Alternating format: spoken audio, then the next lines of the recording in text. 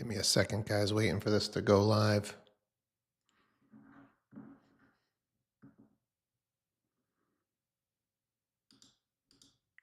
There we go. Well, how are we doing out there today? We got ourselves some snow here in New England. In a little of a bind. I know we got some kids with no school, so hopefully we got people that are home and just dying to tune into the Daily Reel today. I wanted to share a story with you guys this morning. Not sure how many of you guys are into the organ donating, but in my research for a feel good story today, apparently in New England we're pretty good at this. I am seeing some increased numbers. And the story that I read today was an 8-year-old female who got a heart transplant.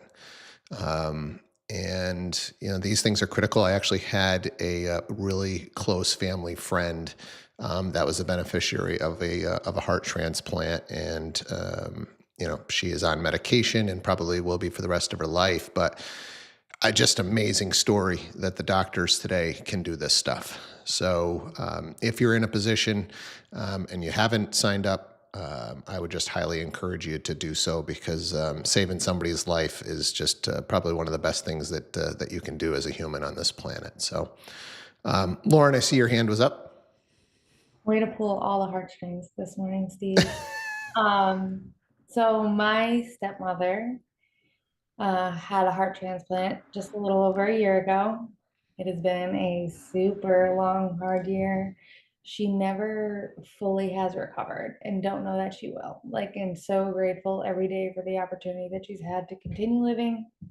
But it really is amazing everything they can do. I've been an organ donor, on the organ donor list for forever, and watching and seeing all the medical advances and everything has actually made my daughter's decision that she wants to go to med school and be like a cardiothoracic surgeon to be able to help more people.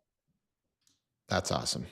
That's awesome. Anybody else want to just share a story around the process, something that's affected you in your life? I think it's a pretty important topic. And if anybody wants to just add some color, we'd love to hear it.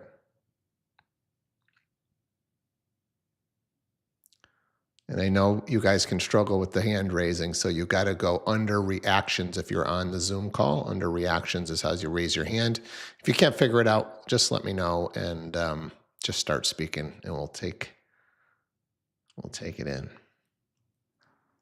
If not, let's just switch over to some real estate today. Does somebody have something going on a transaction that you'd like to bring to the table, or just a question on something that you observed, a training that you took? What do you got?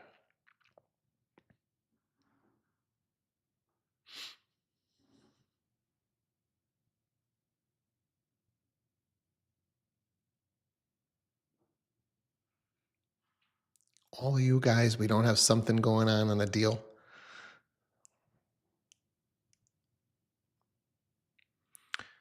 I will defer to a training that I did on Tuesday.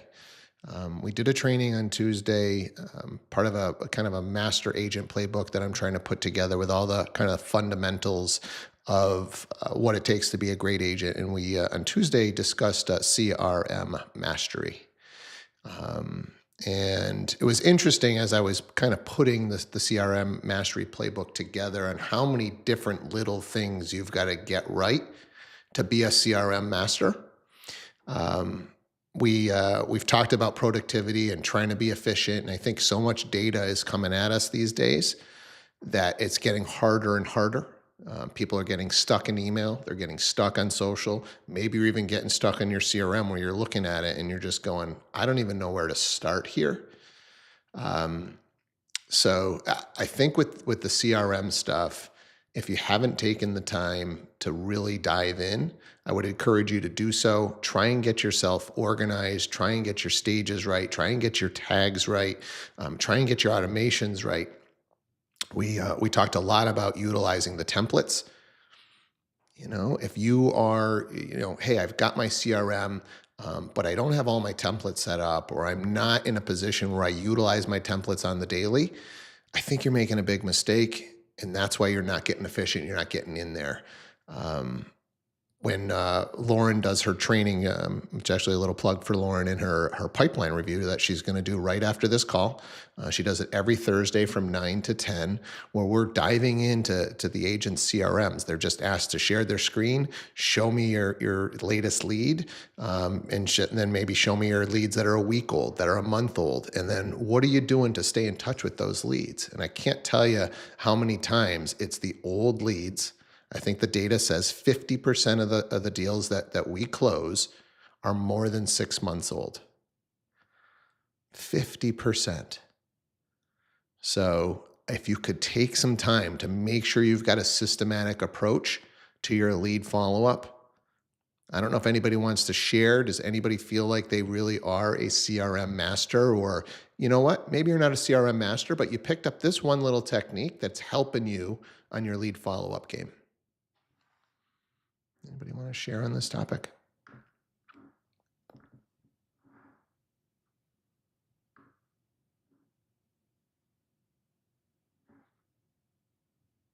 I can just continue talking because I can talk forever about CRM. Um, I think the agents that are operating at the highest level are taking advantage of a little bit of AI. And what I mean by that is utilizing the smart lists, not necessarily AI for follow-up, and we've got that as part of our CRM as well. But utilize at a minimum smart lists. If you are going in every day and you are opening up your CRM, but you are randomly picking who you're going to follow up with, and you don't have a systematic approach, I think you're making a big mistake. And I think it's a really, really easy fix. Hopefully, you're utilizing a CRM that has a smart list function. I think most of them do at this point. But in an ideal world, you've got your smart list set up. This is my first list that I want to attack every single day. Our recommendation is these are new leads that you've received that you've never contacted. Right? So that list we should be getting down to 0 every single day. Hey, new lead came in, haven't been able to get them on the phone, right?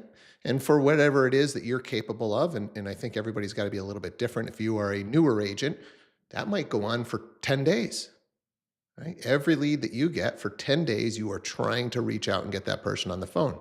Maybe you're a little bit more experienced agent. Maybe you're a little bit busier at this time. Maybe it's 2 or 3 days in a row. But the data, we threw up some data from a Harvard Business Review study that was done. And if you can get your attempts up to 6, 90% of the people that are reachable, you'll be able to reach. But if you're stopping at 1 or 2 or even 3, right? It's just people are so busy. Think about how much stuff is being thrown at you, how many emails you're getting, how many social media dings you're getting, how many meetings you got to attend, how much business you're doing. Then you throw in your family and your friends and your kids, right? So people are just busy.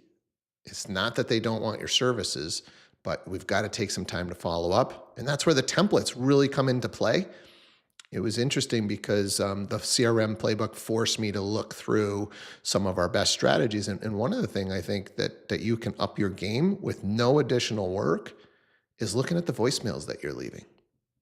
Right? When you're following up with a lead and you're just saying, hey, I was just following up about 123 Main Street. Get back to me if you're interested, or I'd love to show it to you, or right? That might be first voicemail, but what are you doing to add some value on voicemail number 2, voicemail number 3?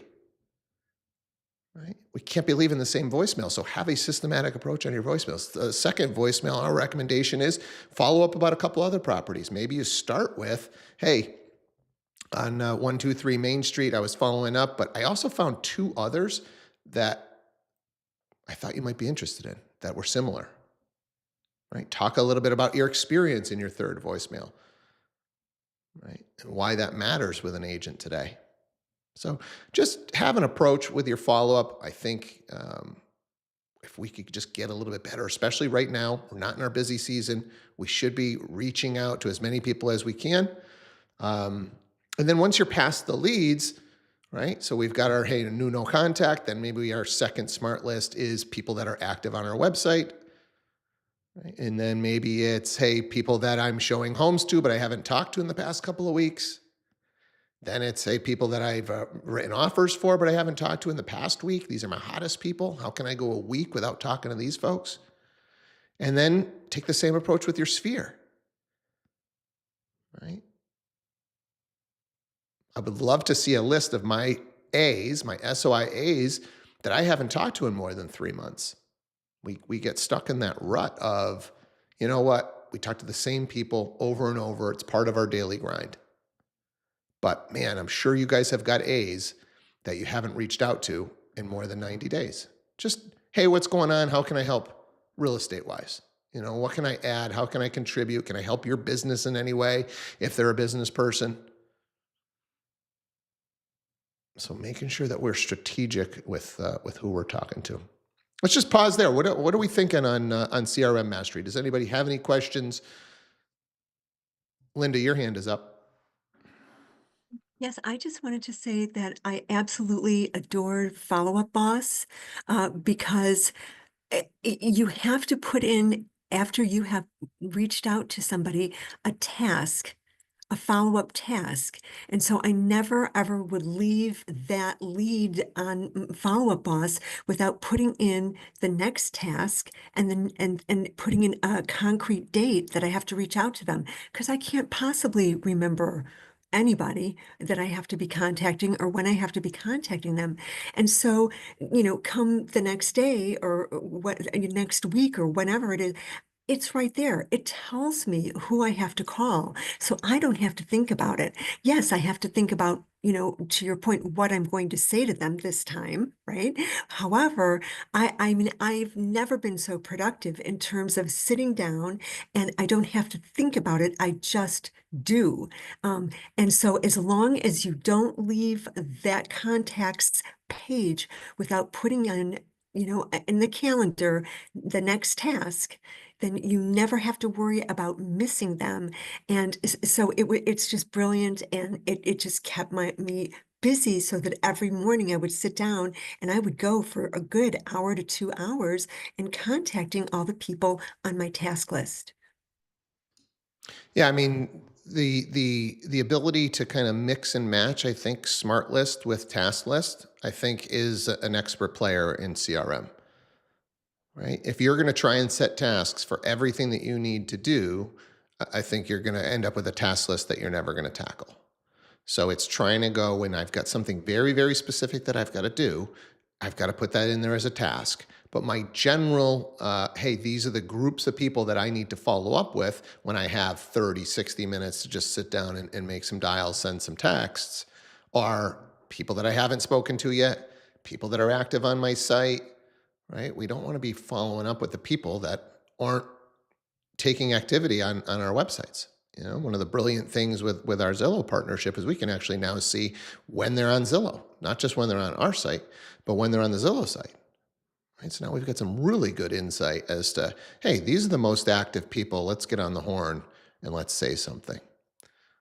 Now, what you say, the voicemail that you leave, the text message that you send, right? And if you're using something, you're not part of a team, you don't have a system set up, just have your chat GPT open as you're making your follow up. If it's a lead that's ghosted you, just put into chat GPT, looking for some follow up text that I could send to a real estate lead that's ghosting me.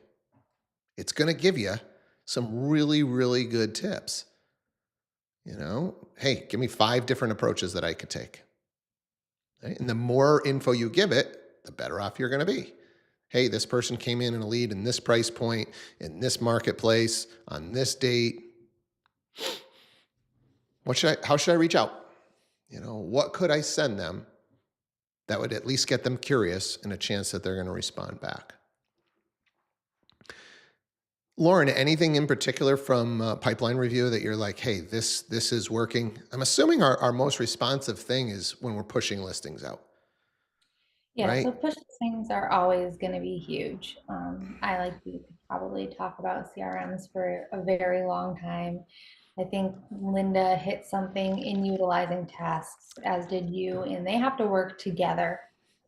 And just have a system in place for yourself on how you're going to work within your system, and just do it. All these tools are there, they're great. You could have the best best setup, best smart list that tells you, hey, if you call these 10 people every single week, you're going to close an average of X amount of business every single year. But it's the building of the habit and just getting in there. And sometimes you have to play with it a couple times to find what that right order for you is. But most people just get overwhelmed with it and don't do it enough. So even like I know we had touched upon like the 30-minute, right, work through your CRM, and that's 10 minutes 3 times a day. And that is going to make a huge difference if you're somebody that's not regularly getting into your system. I think the latest thing that if you guys want to get really advanced and try some high level AI stuff, would be to start looking up these leads via another platform like a Perplexity, right? So just put the information that you have and just ask Perplexity, what can you tell me about this person? Right? Is there something there, right, that you're going to be able to connect with that individual?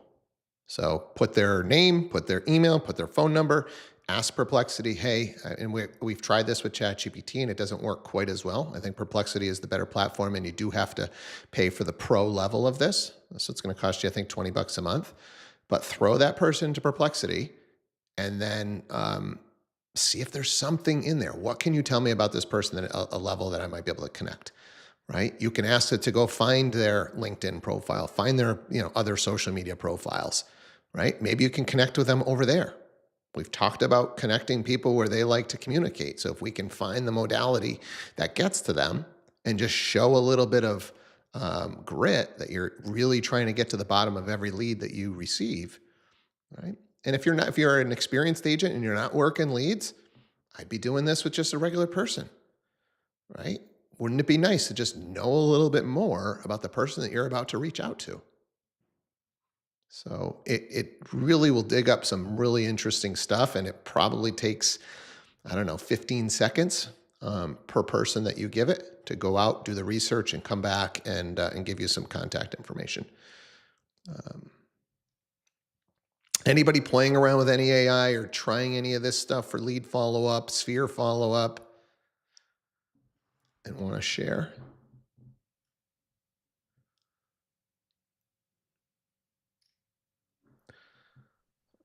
I'll speak I to will it. go ahead. So I have played around and especially a lot intentionally with the free version of like a chat GPT because I know it's really the most universal that anybody can just hop on the website and utilize. And you get some pretty decent responses, right? I've definitely compared to some of the info that Steve's able to pull from his paid subscriptions, but using something, right? Don't ever let yourself just get stuck. And then also learned a trick where you can sort of have ChatGPT, if you're just getting into it, learn you a little bit before you start working within it, which is a really great tool. Say, hey, I need you to ask me, 10 questions about myself so that you can learn and how to respond to me as I'm asking you prompts in the future.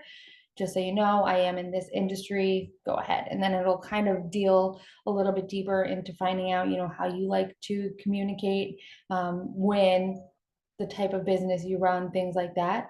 And then if you go into your prompting for now, I need a way to respond to my clients for this, that, or another thing, you get something that's a little bit more personalized really quickly rather than having to take all the time for the system to learn what you like and don't like.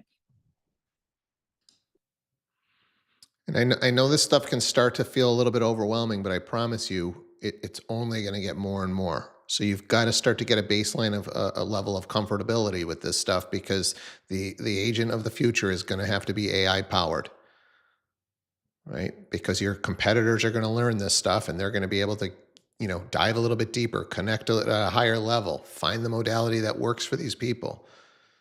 So start to just play around with this stuff, have it as like a little co-pilot on whatever you're doing and see what kind of information you can get back. Anything else on CRM stuff, on AI stuff? What other questions might we have?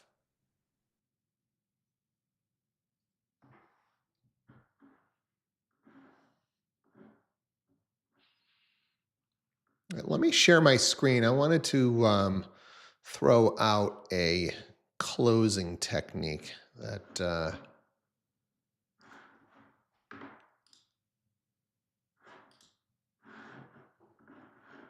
I'm a big fan of. So let's try and put this up there. So this is a screen share of Alex Hormozy.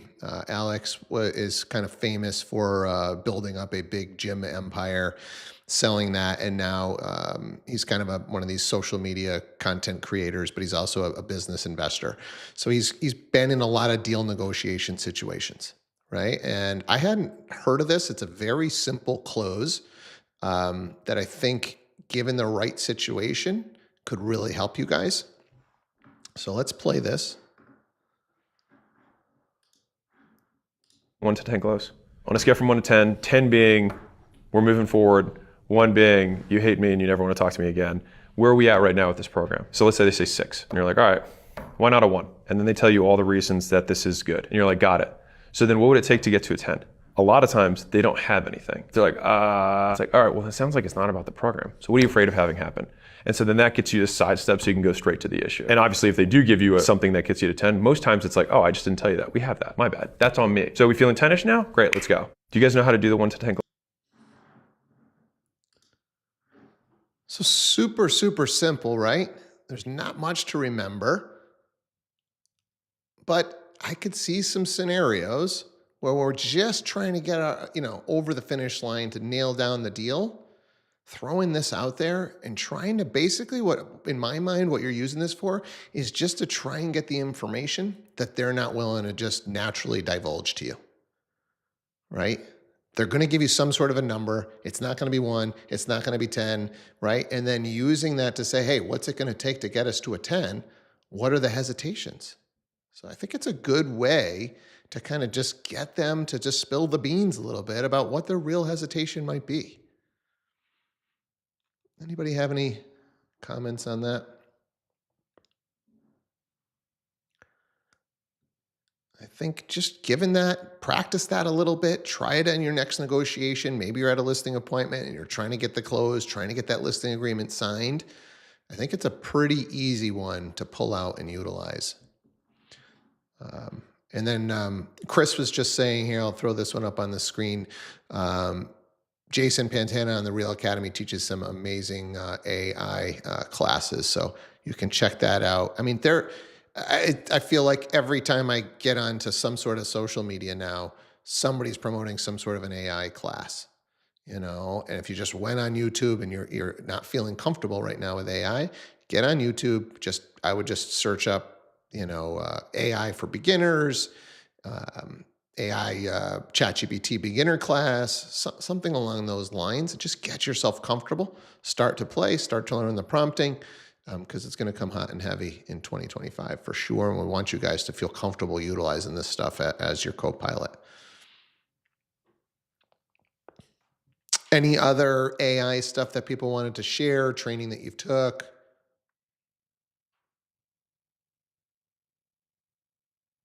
Thank you, Amanda. We see you. We want you to attend live and join these calls.